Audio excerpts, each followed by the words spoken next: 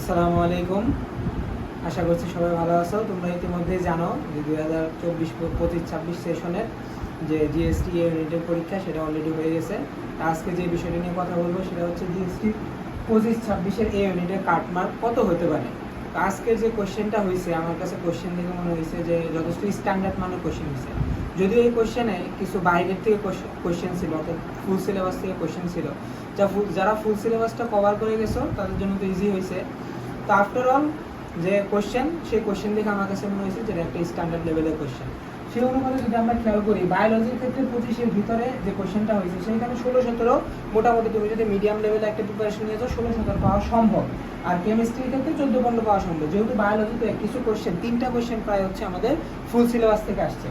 কেমিস্ট্রির ক্ষেত্রে 14-15, কারণ কেমিস্ট্রিতে নর্মালি ম্যাথ আসার কথা, কিন্তু এইবার দেখা গেছে যে ম্যাথ খুবই কম আসছে, বরং বর্ণনামূলক যে বিষয়গুলো আছে এই টাইপের কোশ্চেন বেশি আসছে। ফিজিক্সের ক্ষেত্রে 13-14, ম্যাথ কিছুটা হচ্ছে আমাদের বাইরের থেকে কোশ্চেন আসছে, তো এবার ম্যাথ অনেকটাই হার্ড হয়েছে। সেই ক্ষেত্রে আমি 12-13 ধরতেছি যে মিডিয়াম একটা প্রিপারেশন নিলে তোমরা পাবা। কারণ ইংলিশের ক্ষেত্রে 15 পাওয়া যায় ইজিলি।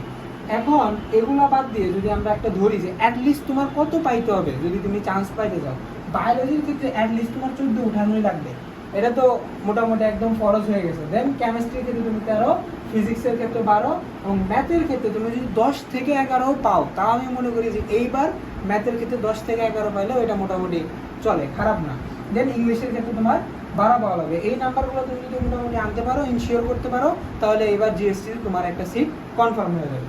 দেন এখন আসো, যারা বায়ো প্লাস ম্যাথ দেখাইছো তাদের জন্য কাটমার্ক কত হইতে পারে। যারা বায়ো প্লাস ম্যাথ দেখাইছো তাদের জন্য অবশ্যই পসিবিলিটি অনেক বেশি চান্স পাওয়ার।